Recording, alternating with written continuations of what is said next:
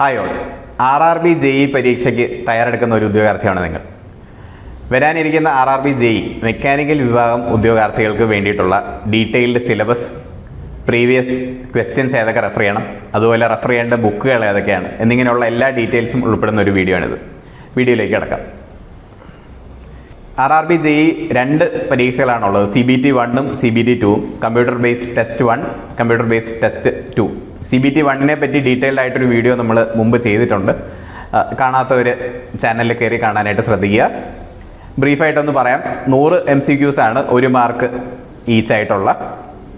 അതിൽ വരുന്ന സിലബസ് ആണെങ്കിൽ നോൺ ടെക്നിക്കലാണ്. Mathematics, general awareness and reasoning, general science എന്നിങ്ങനെയുള്ള ടോപ്പിക്സ് ആണ്.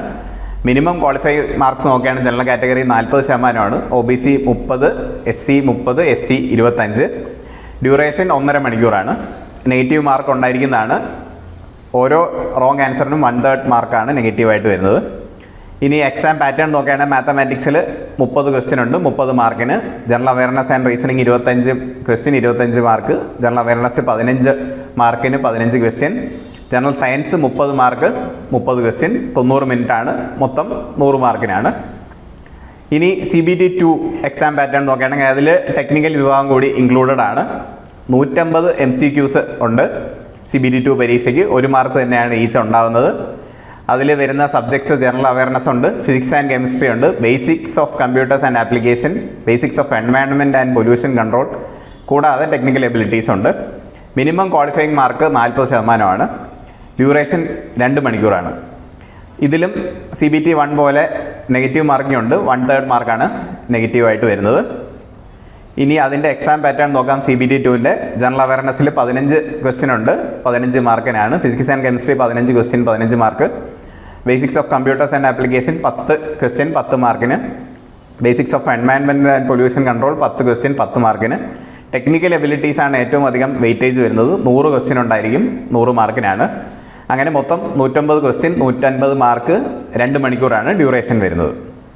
CBT 1ൻ്റെ ഡീറ്റെയിൽഡ് സിലബസ് നമ്മൾ നേരത്തെ ഉള്ള വീഡിയോയിൽ ഡിസ്കസ് ചെയ്തിട്ടുണ്ടായിരുന്നു. അതിൽ മാത്തമാറ്റിക്സ് ഉണ്ട്, ജനറൽ ഇൻ്റലിജൻസ് ആൻഡ് റീസണിങ് ഉണ്ട്, അതുപോലെ ജനറൽ അവയർനെസ് ഉണ്ട്, പിന്നെ ജനറൽ സയൻസും ഉണ്ട് CBT 1ൽ. ഇനി നമുക്ക് CBT 2ൻ്റെ ഡീറ്റെയിൽഡ് സിലബസ് നോക്കാം. അതിൽ നേരത്തെ ഉള്ള CBT 1ൽ ഓവർലാപ്പ് ആയിട്ടുള്ള കുറച്ച് കണ്ടന്റ് വരുന്നുണ്ട്.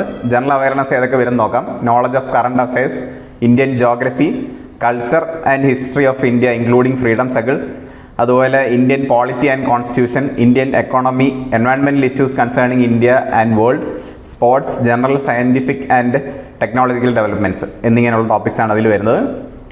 അതുപോലെ ഫിസിക്സ് ആൻഡ് കെമിസ്ട്രിയിൽ അപ് ടു 12th ക്ലാസ് വരെയുള്ള സിലബസ് ഉണ്ട്. ബേസിക്സ് ഓഫ് കമ്പ്യൂട്ടർ ആപ്ലിക്കേഷനിൽ നോക്കുകയാണെങ്കിൽ computer and their architecture, input output device, MS office, storage devices, operating system, internet and email, websites and web browsers, networking, computer viruses എന്നിങ്ങനെയുള്ള ടോപ്പിക്സാണുള്ളത്. Environment and pollution control നോക്കുമ്പോൾ basics of environment, adverse effect of environmental pollution, pollution control strategies, types of pollution, waste management, global warming, acid rain, ozone depletion എന്നിങ്ങനെയുള്ള ടോപ്പിക്സാണ് അതിൽ വരുന്നത്. ഇനി technical abilities നോക്കാം. നേരത്തെ നമ്മൾ കണ്ടതുപോലെ ഏറ്റവും കൂടുതൽ വെയിറ്റേജ് വരുന്നത് CBT 2, അതായത് ടയർ 2 പരീക്ഷയിൽ ഏറ്റവും കൂടുതൽ വെയിറ്റേജ് വരുന്നത് ടെക്നിക്കൽ ടോപ്പിക്സിൽ നിന്നാണ്. അപ്പോൾ മെക്കാനിക്കലിൻ്റെ ടെക്നിക്കൽ ടോപ്പിക്സ് ഏതൊക്കെയാണെന്ന് നോക്കാം. ആദ്യം എഞ്ചിനീയറിംഗ് മെക്കാനിക്സ് ഉണ്ട്.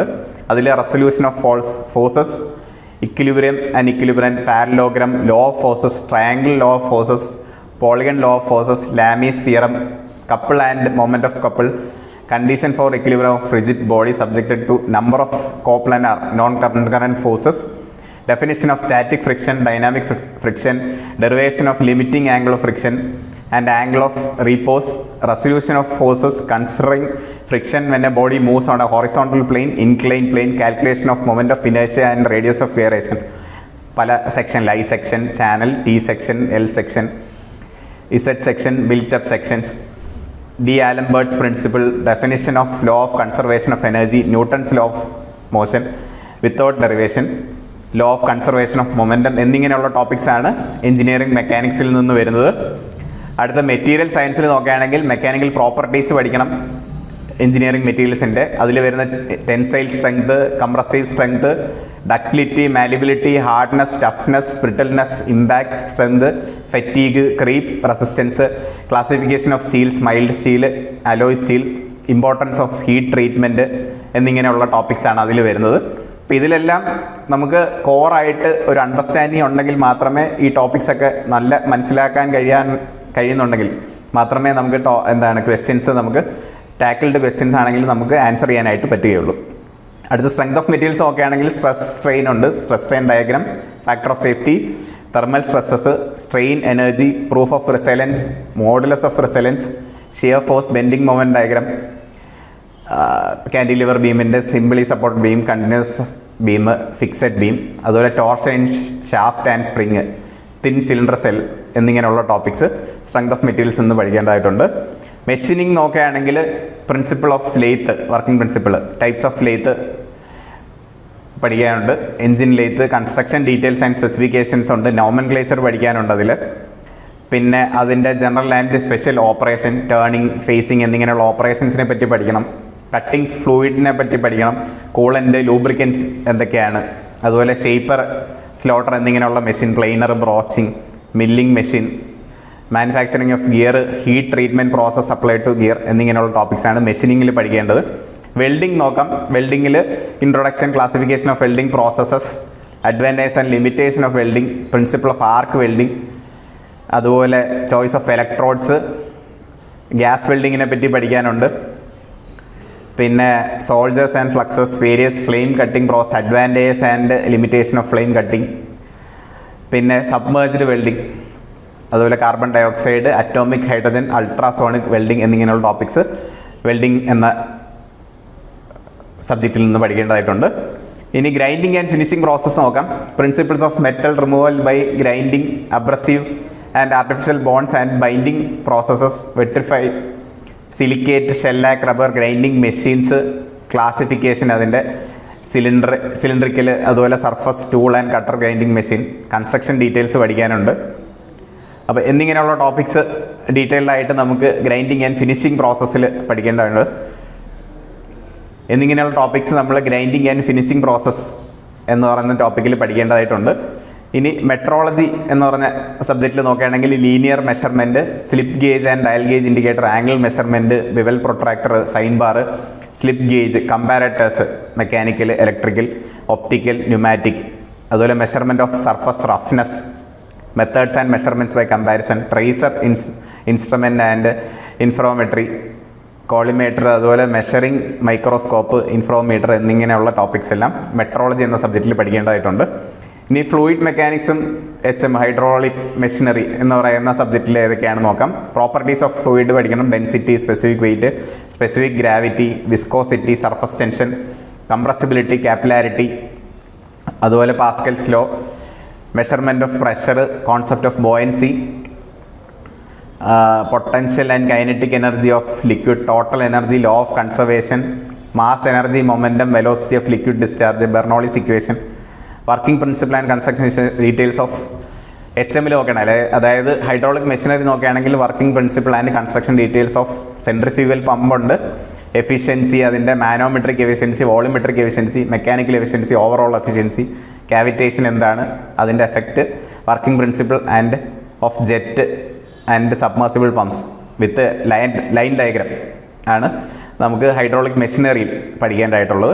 ഇൻഡസ്ട്രിയൽ മാനേജ്മെൻറ്റ് നോക്കാം. Job analysis, motivation, different theories, satisfaction, performance reward system, production, planning and control, relation with other department, routing, scheduling, dispatching, PERT, CPM, അതുപോലെ സിമ്പിൾ പ്രോബ്ലംസ് അതുമായിട്ട് related ആയിട്ടുള്ള ABC analysis, safety ലോക്ക്, reorder level, economic ordering, break even analysis എന്നിങ്ങനെയുള്ള topics. അതുപോലെ material handling, manual lifting, അങ്ങനെയുള്ള material handling ഡിവൈസസിനെ അല്ലെങ്കിൽ മെഷീൻസിനെ പറ്റിയും industrial management എന്ന് പറയുന്ന പേപ്പറിൽ പഠിക്കേണ്ടതായിട്ടുണ്ട്. ഇനി തെർമൽ എഞ്ചിനീയറിംഗ് നോക്കാം.